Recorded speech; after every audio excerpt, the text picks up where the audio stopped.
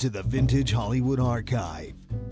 Marlene Dietrich, one of the iconic stars of Hollywood's golden age, dazzled with glamour. She embodied the kind of larger-than-life celebrity the silver screen adored. Her image resonated because, as Dietrich herself noted, glamour is not simply beauty, it's appearing exciting, interesting. Why was Marlene Dietrich exorcised by her own country? Make sure to watch the video until the end and leave your thoughts in the comments. If you're new here, join our wonderful community by subscribing to the Vintage Hollywood Archive channel. The legend of Marlene Dietrich. No performer before or since has been so synonymous with pure eroticism. How to sum up the legend of Marlene Dietrich? She was an actress, a singer, a style icon, even a war hero. Many admirers saw only the shimmering legs and forgot the sharp intellect, the wartime gallantry. But it would be wrong to deny that body image was central to her success. Like the statue alluded to, Dietrich is a monument of Western culture. Her image cast not in stone, but in light, that marble of the modern world made possible by the newly invented movie camera. It was a self-consciously androgynous image that would shape modern ideals of beauty as surely as the Venus de Milo did classical archetypes. And in the pantheon of screen goddesses, Dietrich alone gets to perch on Venus's pedestal. No performer before or since has been so synonymous with pure eroticism. "I am not a myth," she said, one of her least convincing statements. Marie Magdalene Dietrich was born in Berlin in 1901. At the beginning of the century, she would eventually become an emblem of. Unlike the streetwise strumpets she loved to play, Dietrich hailed from a cultivated bourgeois family. Her father was a police lieutenant and imbued in her a military attitude to life. At the age of 11, she combined her family nickname Lena with her first name Mary and became Marlene, Marlena, a then novel name that, after she became a star, became ridiculously popular. Marlene was known in school for her bedroom eyes, and her first affairs were at this stage in her life. A professor at the school was terminated. Dietrich survived World War I, graduated from high school, and went about making her way as an actress. To pay the rent, she worked as a shoe and stocking model, setting the foundation for what would soon become an international obsession with her legs. She also worked as a record model, dressed in sexy leg-bearing outfits she'd hold a new record. Acting wasn't a lifelong aspiration for Dietrich. She'd originally dreamt of being a concert violinist, but was forced to give it up after sustaining a hand injury at the age of 18. She appeared in a few chorus lines in cabarets and made her first film appearance in 1922, playing a bit part in Zosine di Mena. A series of minor film appearances followed, and in 1924, Dietrich met and married director Rudolf Seiber in a civil service. 7 months later, a daughter Maria was born. She married in order to escape her mother, and when that didn't work, began to drink. Later, having dried out but with nowhere to go, she moved in with her father's mistress, herself living a kind of secret half-life for fear of displeasing Marlene, then returned home and even shared her mother's bed on occasion. Clearly, this was a relationship that was twisted and difficult, characterized by what Riva describes as great coldness on her mother's part. All Dietrich's imagination, ingenuity, and enthusiasm seemed reserved for playing the role she had created.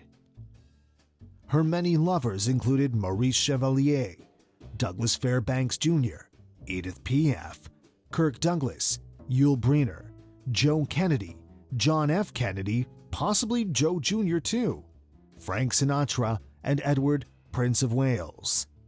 "I can do it better than Wallace Simpson," she once boasted, and those are just the most famous. All were managed and manipulated to suit Marlene, and often overlapped one another in a way that must have come pretty close to a French farce. Men were trophies to be collected and boasted of. Years after her affair with John F. Kennedy, she kept the knickers he apparently ripped off her, once producing them for her son-in-law, Maria's second husband. She held them under his nose, saying, "Smell, it is him, the President of the United States. He was wonderful." Despite her recurring appearances on the screen and stage, Dietrich was no star. She was, however, well known in the German cabaret scene as a garçon, known not as a lesbian so much as a woman who pursued what she desired, regardless of gender. When Dietrich eventually moved to Hollywood, this queerness would be sublimated on screen. In Germany, however, it might not have been common knowledge, but it was certainly no secret. Star quality was the magic that made the glitter factory hum, and Dietrich was one of the few to invent her own indelible personas. Director Josef von Sternberg, who discovered her in a Berlin cabaret and brought her to Hollywood, acted as the actress's mentor. Sternberg directed Dietrich in the 1930 German version of The Blue Angel, and her success as Lola Lola paved her way to Hollywood. Although homegrown platinum blondes like Jean Harlow and Carole Lombard were then among Hollywood's biggest stars, audiences loved the exoticism of foreign celebrities since Rudolph Valentino's silent film reign as The Latin Lover. By the late 1920s, Greta Garbo was creating a sensation at MGM, and Dietrich's arrival was touted as Paramount's answer to the popular Swedish Sphinx. Dietrich's love affair with von Sternberg directly resulted in the breakup of his marriage. The affair began during the making of The Blue Angel, and the pair made plans to run off to New York together, hoping to make films together in the U.S. Risa Royce, von Sternberg's wife, found out what they were doing, and she and her lawyer were waiting at the dock for them when they got off the boat. Dietrich was notified that she was being sued for libel and alienation of affection, and a month later, Royce officially filed for divorce. Tasked by studio executives with finding the next great screen siren, the visionary Hollywood director joined forces with rising German actor Marlene Dietrich, kicking off what would become one of the most legendary partnerships in cinema history. Over the course of 6 films produced by Paramount in the 1930s, the pair refined their shared fantasy of pleasure, beauty, and excess. Dietrich's coolly transgressive mystique was a perfect match for the provocative roles von Sternberg cast her in, including a sultry chanteuse, a cunning spy, and the hedonistic Catherine the Great. And the filmmaker captured her allure with the chiaroscuro lighting and opulent design, conjuring fever dream visions of exotic settings from Morocco to Shanghai. Suffused with frank sexuality and worldly irony, these deliriously entertaining masterpieces are landmarks of cinematic artifice. Marlene Dietrich cuts a uniquely transfixing figure, but she does far more than just luxuriate in her surroundings. At the heart of these performances was a boldly modern, unapologetically hedonistic worldview, one that she had already begun to cultivate as a stage performer in Weimar, Germany. Both she and Paramount Pictures knew what they were doing when they brought her screen persona to the U.S., positioning her as an exotic alternative to the docile female characters who typically populated American movies, and deliberately courting scandal with the same-sex eroticism and androgynous role-playing that had been regular features of her cabaret acts. But why so many Germans felt uneasy about one of their greatest stars, Marlene Dietrich, and why they could never properly honor her, even after her death. The unification of East and West Germany, which ushered in the last decade of the 20th century, was followed by two remarkable events that brought Berlin back the limelight. The mortal remains of two famous Prussians were to be returned to their soil, Frederick the Great and Marlene Dietrich. Both celebrities enjoy a definite, if different, place in the political symbolism of German culture, with a common low point between 1933 and 1945, when the great advocate of tenacity on the battlefield, while Dietrich went over to the other side and became an American citizen whose first return to Germany was in the company of the combat troops of the American Allies. Dietrich was one of the first celebrities to help sell war bonds, and she sang for the American troops on the front lines.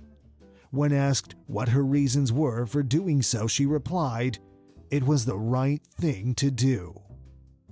When Frederick's remains were brought to Berlin as the common legacy of the reunited German states, the event sparked debates about his desirability as a popular symbol, at least among critical historians who did not see the Prussian warlord as an ideal role model for the citizens of the new state.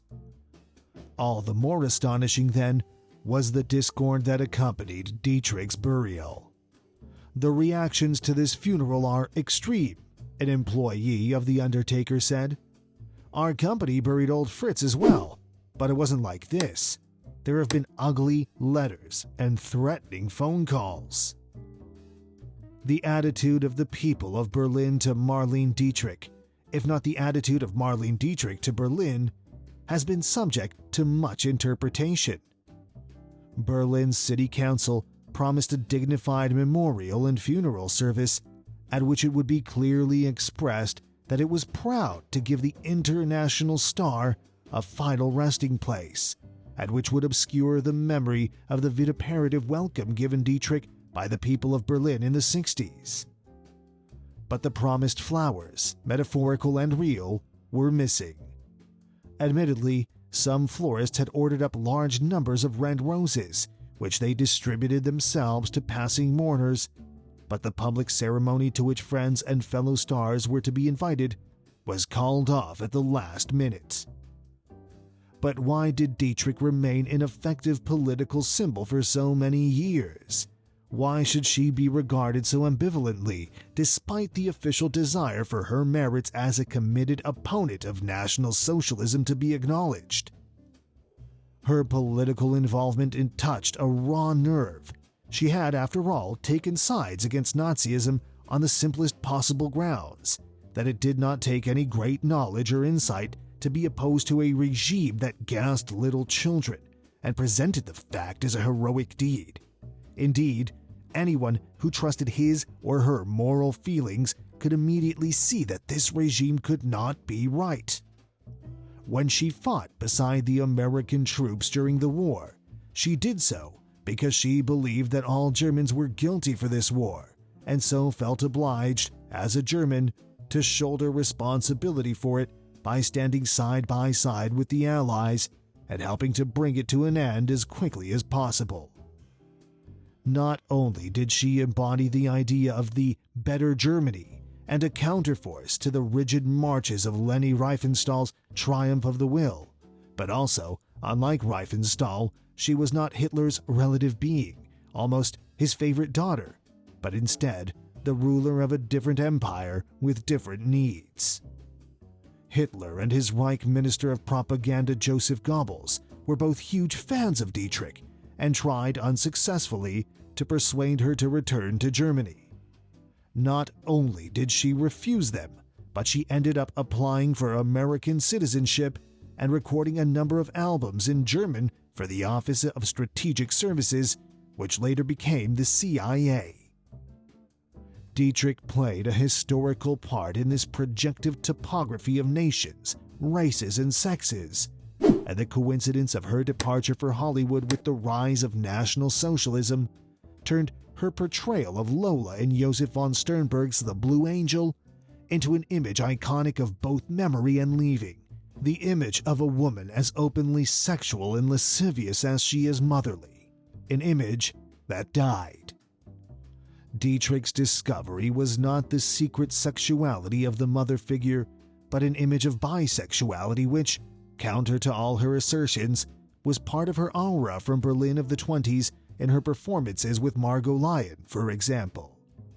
So it should come as no surprise that much of her audience throughout was drawn from various subcultures. Dietrich lived a long time, nearly the span of a century. Born in 1901, she died aged 91 in 1992. By then, she had not left her Paris apartment in many years. A fall in 1979 left her with a fractured hip and a refusal to get out of bed. Apparently, she could drink better there, without risk of falling on something hard if she passed out. What about the other rumor of Dietrich becoming an alcoholic as she grew older? Absolutely not true. She was drinking her whole life. This is the generation that alcohol was a regular part of every single day.